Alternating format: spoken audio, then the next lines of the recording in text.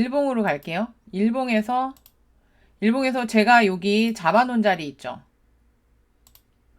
여기 요 위로는 요 가격대까지는 무리데스. 한 번에 가기 무리데스. 그래서 요 바깥쪽에다가 여기까지 근데 갈 수는 있잖아. 그러니까 요 위쪽에다가는 크레딧. 콜 크레딧. 요렇게 잡고 버티칼을 쳤었죠.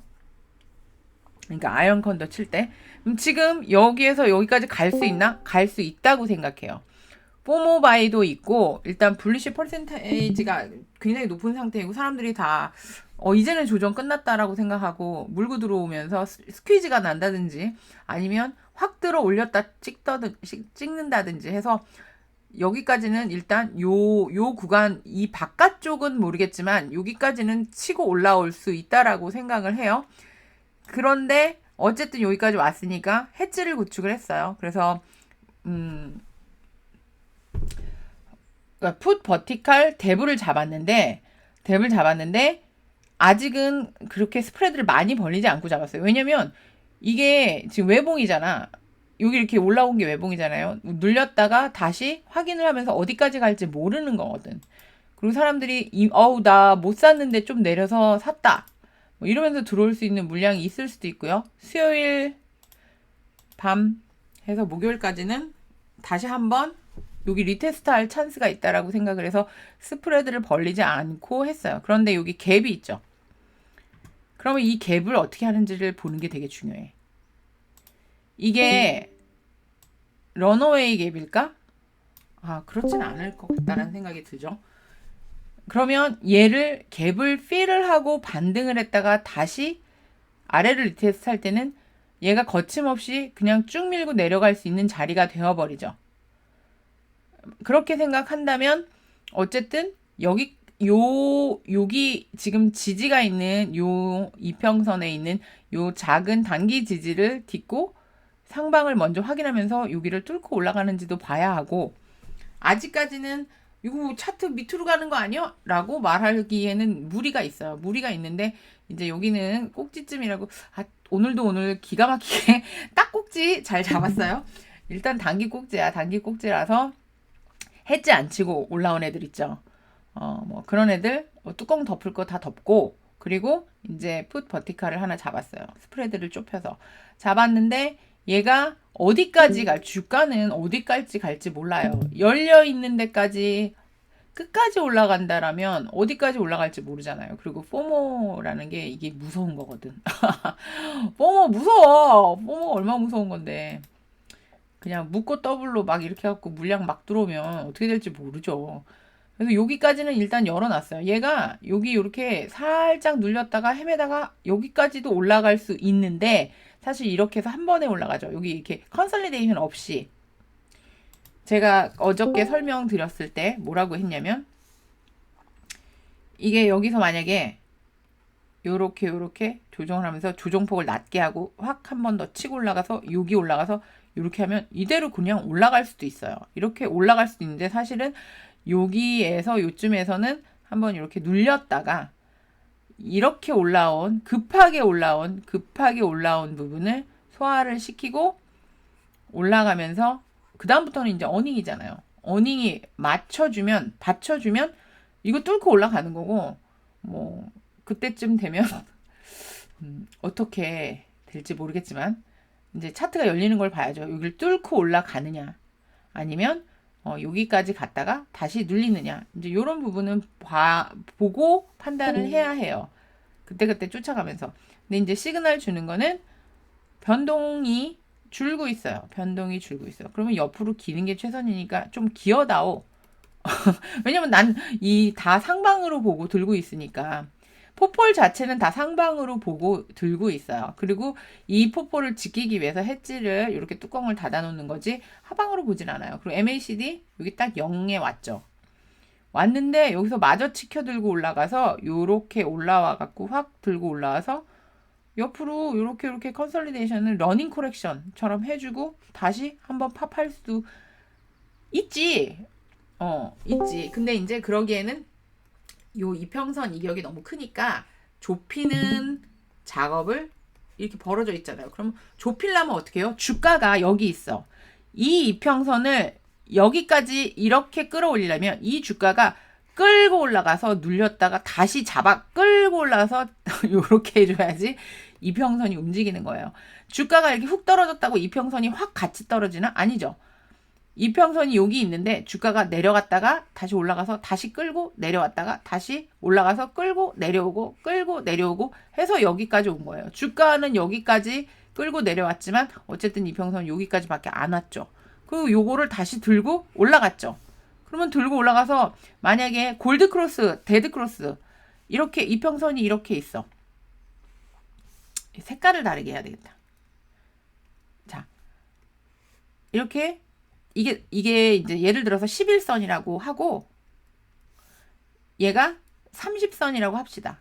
그러면 얘가 이렇게 벌어지는 걸 뭐라고 해요? 다이버전스라고 하죠. 다이버전스가 일어나요. 그러면서 주가가 이렇게 올라갔어. 근데 주가가 다시 이렇게 되면 그때는 컨버전이 일어나면서 얘가 이렇게 휘어서 이렇게 주가 하방 방향을 따라 내려가고 31선은 좀 늦게 따라가죠. 요렇게 가다가 요렇게 따라 올라가면서 컨버전이 일어나요. 이렇게 컨버전이 일어나는 걸 뭐라 그래요? 이렇게 해서 장기선과 단기선이 크로스 나면 이건 데드 크로스죠. 그래서 장기선을 단기선이 뚫고 내려가. 이렇게 뚫고 내려가면서 여기에서 컨버전이 일어나면서 크로스가 나요. 컨버전이 이렇게 좁혀지면서 컨버전이 일어났다가 크로스가 나요. 데드 크로스가 나서 단기선이 밑으로 빠지고 장기선이 위로 이렇게 되어 있는 상태를 역배열이라고 해요. 이 역배열이 되어 있는 상태에서 주가가 충분히 조정을 받으면 그러면 다시 요렇게 올라가면서 단기선을 먼저 요렇게 끌고 올라가면서 내려오던 장기선, 이렇게 내려오던 장기선을 골드 크로스를 내요. 이게 뭐야? 골드 크로스. 이게 골드 크로스. 요거 뭐야? 데크. 데크, 골크 이렇게 나는데 주가는 지갈길을 가요.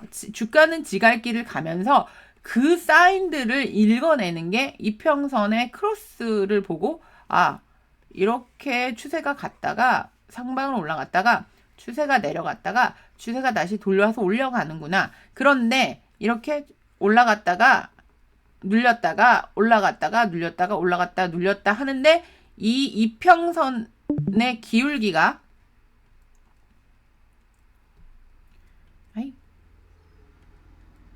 이렇게 이평선이 요렇게 됐다가 요렇게 됐다가 요렇게 됐다가 요렇게 됐다 요렇게 됐다 요렇게 됐죠. 이렇게 됐죠. 그러면서 이평선이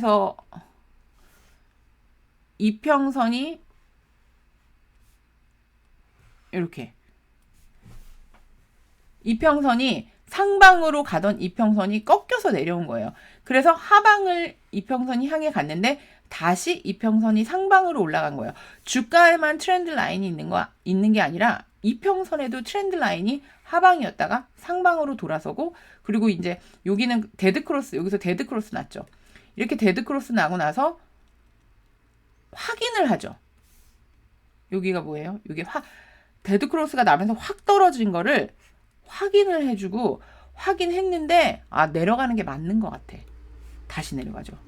다시 갈 길을 이평선이 짝짝 벌면서 역배열로 다이버전스가 벌어졌어요. 그거를 이제는 웬만큼 조정한 것 같아. 주가가 올라가면서 컨버전이 일어나요. 이렇게 이평. 이게 그러면 이제 올라가도 되는 거야? 올라가는 거 맞는 거야? 그러면 그럴걸? 하고 만약에 이렇게 치고 올라갔다가 아이고 너무 많이 올라온 거 아니니? 하고 이렇게 눌려서 확인을 하는데 아니야. 올라가는 거 맞는 거 같아. 그리고 다시 올라가면 뭐야? 여기가 눌림목. 그러면 이평선 이렇게 옹기종기 모여 있다가 주가가 여기를 탁 누르고 아니야. 올라가는 거 맞는 것 같아. 탁 요것을 우린 뭐라고 해? 눌림목이라고 해요. 눌림목. 주가의 움직임에 따라서 이평선이 각자 이게 8일선, 17일선, 31선, 61선, 51선, 21선 보는 것도 있고 이거는 진짜 세팅은 자기 맘대로야. 자기 맘대로인데 전 이것도 보고 이게 재미로 보는 거야. 너무 재밌어서. 이렇게 봐요. 그리고 가장 중요한 건 장기 200선. 중요하고 50선 중요하고 20선 이게 트레디셔널리 중요한 애들이에요. 그리고 나머지 애들은 이제 뭐 왔다 갔다 자발스럽게 왔다 갔다 하는 움직임을 보기 위해서 이제 요거 두 개 보죠. 이건 주가의 단기적인 모멘텀을 8일선하고 17일선이 봐요. 그리고 또 이제 요거를 볼 때 매물대나 이런 것들을 보잖아요. 그러면서 같이 보는 게 뭐냐면 이츠모쿠 클라우드. 그건 왜 그러냐면 제가 그랬죠. 물린자가 많은 차트는 맞고 쳐맞고 떨어진다. 쳐맞고 떨어져. 여기 의무는 뭐야? 물린 거야. 물린 거야. 그럼 이거 조금 길게 해서 이게 차트가 진짜 되게 재미있거든요. 왜 재미있는지 알려드릴게요. 자, 봐봐요. 여기 의문 있죠? 의문선을 쭉 한번 그어볼게요. 의문 바닥선을 쭉 그어. 똑바로 그은 거 맞니? 자, 여기 이렇게 딱 그어. 그러면 이 의문 가격대에 해당하는 주가 그룹이 어디냐? 여기라는 거지. 이게 언제야? 7월, 8월부터 10월. 어제 설명드리면서 10월부터 11월까지 훅 올라갔죠. 과매수로. 요 구간. 그 구간 전까지, 그렇게 올라가기 전까지의 주가 그룹이 의문에 있어요. 그러면 그때만큼의 모멘텀으로 올라갈 수 있는 뭔가가 있으면 주가는 여기 치고 올라가겠죠. 이때, 그러니까 저번 어닝보다 Q1 말고 작년 Q4, Q3? 이게 Q4였지. 저번에 아니라 Q4지. 저번 Q3의 어닝보다 더 좋아. 금리고 뭐고 금리가 뭐 2.5가 되든지 말든지 2%가 되든지 말든지 성장률이 막 30%, 40% 이렇게 쭉쭉 뽑아줘. 그러면 주가가 못 갈 이유가 없지. 라고 생각하는 거지. 나는 라고 그렇게 생각하는 거지. 그래서 성장률이 가장 중요하다라고 생각을 해요. 인플레이션을 주가가 싫어해? 안 싫어해. 인플레이션을 타고 주가가 오르는 거지.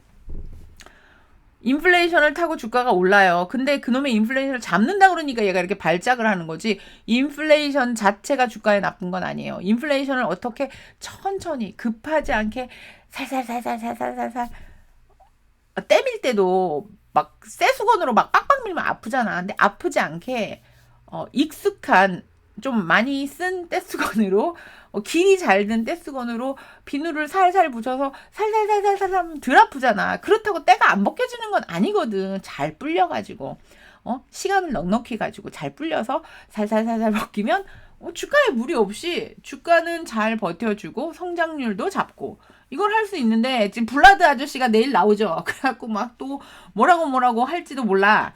근데 어쨌든 올해 안에 0.5짜리가 하나 있을 거야. 5월 아니면 6월. 근데 막 주가는 막 올라가고 있어. 이게 뭐지? 여기서 살짝 나는 헷갈리는 거죠. 아까 했어? 0.5를 아까 했다고? 블러드? 아까 나왔어? 0.5 한다고 했어요? 근데 그 아저씨는 그렇게 계속 주장을 하고 있잖아. 사실은 근데 그게 나쁜 게 아니야. 밸런스가 맞춰진 거잖아. 뭐 이상한 소리 해도 주가 잘 올라가는데. 그 아저씨가 얘기하는 거 다 생각하고 하방으로 베팅했는데 그거 털고 올라가나 보지 뭐. 그리고 전에 여기 요쯤에서 얘기했던 게 그거예요. 사이드에 돈이 많아. 본드마켓에서 빠져나온 돈도 많다고요. 채권 시장에 있는 돈은 주식 시장에 있는 돈보다 훨씬 더 덩어리가 커요. 그렇기 때문에 이게 밸런스가 맞아서 올라가는 거야. 이게 실적도 중요한데 성장주 올라가실 때 보셨죠? 값이 뭐야? 유동성 플러스 인플레이션. 이게 주가를 끌어올리는 힘이에요. 근데 이걸 잡겠다고 하니까 얘가 뭐라고? 그러면서 그리고 제가 저번 주에 알려드린 것 중에 하나가 그거죠. 미국으로 돈이 들어오고 있다. 미국으로 돈이 들어오고 있어요. 원래는 이멀징이 갈 거다 이렇게 얘기하는 사람들이 많았다고요. 그래서 저도 이멀징을 워치해야 되나? 뭐 이렇게 생각하고 있었는데 이멀징으로 갔던 돈이 빠꾸해서 미국하고 유럽으로 가고 있어요. 불안하다 이거지. 사실은 푸틴 사건으로 생각을 해보면 일단 국방력이 튼튼한 나라에 돈을 넣어야겠다. 나라도 이렇게 생각할 것 같아. 그래서 이 돈이 장으로 들어오는지 안 오는지가 주가 상승에 굉장히 큰 영향을 미치고요. 환율, 그리고 오일 값이 조금만 더 세틀다운이 돼서 내려가지고 뭐 그런다면 뭐 주가가 막 내려갈 필요가 있나? 라는 생각이 사실은 들어요. 틀린 말 아니에요. 세이지님 말이 맞아요. 왜냐면 근데 채권이 사실은 2.5 이상 넘어가게 되면 그거 사야지.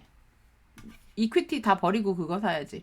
그리고 지금은 이게 이동을 해서 그 길 자체가 이쪽으로 났다고는 보기는 좀 그렇고요. 사이드에 있던 돈이 이제 들어와서 쌓이고 상승을 하면 이제 컨설리데이션 하고 그러면서 이렇게 요런 거 만들 수도 있어요. 사실은 요런 거가 가능하다고 생각하고 있어요. 요거. 뭐 요거보다는 좀 충격이 덜하게 요쯤에서 돌려주는 이런 모양이 나오든지 그래서 여기서 뭔가를 만들어 주겠죠. 그래서 2주 안에는 이렇게 급하게 올라가기도 하지만 별일이 없는 한 이후 바닥자리는 2주 안에 깨지지 않을 거라는 생각이 들었어요. 왜냐면 차트가 돌아가는데 시간이 걸리거든. 무슨 나인원원 같이 그렇게 막 그런 거 이런 진짜 막 엄청나게 큰 해머? 그런 게 있지는 않는 한은 이게 주식은 근데 모르니까. 하지만 그냥 이렇게 주가의 움직임의 파동상으로는 요거 2주 안에는 일단 안 털릴 거라는 생각이 드는데 여기 의문이 받았어요. 그러니까 눌림폭이 있을 수는 있다. 눌림폭이 있을 수는 있지만 그렇다고 나는 저점에서 잘 선 걸 던지고 싶진 않다. 그렇다고 이렇게 올랐는데 묶고 W 여기서 더 펌으로 더 애다고 싶지도 않다. 추이를 보겠다. 이 정도예요. 그냥 저의 개인적인 생각은. 하지만 종국엔 올라간다. 저번에 제가 이걸 막 어떻게 계산했냐. 이걸 선을 긋고 별짓을 다 해갖고 막 계산을 했는데 스파이가 5천 얼마지? 586? 나는 586을 봐. 근데 나는 이 586을 작년부터 봤잖아. 그래서 다시 한번 확인했었어. 586 갈 거야. 5.8배. 이거 갈 거라고 봐. 연말에는. 근데 뭐 가는 중에 왔다 갔다 하면 땡큐지. 눌리면 사면 되니까. 눌리면 사면 되는데 이렇게 올라갔을 때는 나는 막 포모 투더문 포모라고? 아니 내가 지금 사? 아니잖아. 나는 내가 그랬잖아. 이렇게 저점인 날 내가 뭐라 그랬어. 이런 날 안 사면 언제 사냐 그랬지. 요 날도 내가 그랬어. 이런 날 안 사면 언제 사냐고. 내가 그랬어 안 그랬어. 그게 무슨 포모야. 난 포모는 잘 안 해. 마음만 포모야. 올라가라. 하지만 그런 건 있어. 올라가는데 올라갔다가 눌릴 시간이 필요해. 눌릴 시간이 필요하고요. 눌리면 사실은 이렇게 막 요렇게 한번 요렇게 쳐놓고 가능성을 줬잖아. 그러면 조금만 눌려도 매수가 또 들어와요. 기다려봐요. 시간이 요게 차트가 요렇게 어떻게 돌아가는지. 일단 이 구름대가 있죠. 그러면 여기 이제 물린 사람들의 구름대죠. 그리고 의문으로 받았어요. 그러면 이렇게 의문으로 받은 상태에서 구름대가 평평하면 여기가 저항이 돼요. 그러면 여기는 지지가 되겠죠. 그러니까 요까지 445. 근데 나는 이 차트를 보고서 어제 얘기해준 숫자가 아닌데 숫자들이 겹치죠. 너무 신기하지. 445 이제 요 레인지는 445, 435 요 레인지 봐요. 요 레인지 안에서 재매수를 또 들어갈 거예요.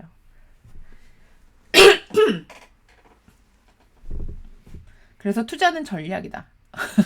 나는 그게 되게 중요하다고 생각해요. 차트를 어떻게 보고 내가 돈을 얼마를 갖고 있고 나는 어떤 기준으로 어떻게 매수하고 어떻게 털고 그런 것들을 배워가는 과정이 경력이라고 생각을 해요. 그래서 조정을 이렇게 해줬을 때 이런 큰 조정 몇 번 겪고 나면 굉장히 좋아요. 힘드셨겠지만 좋아요.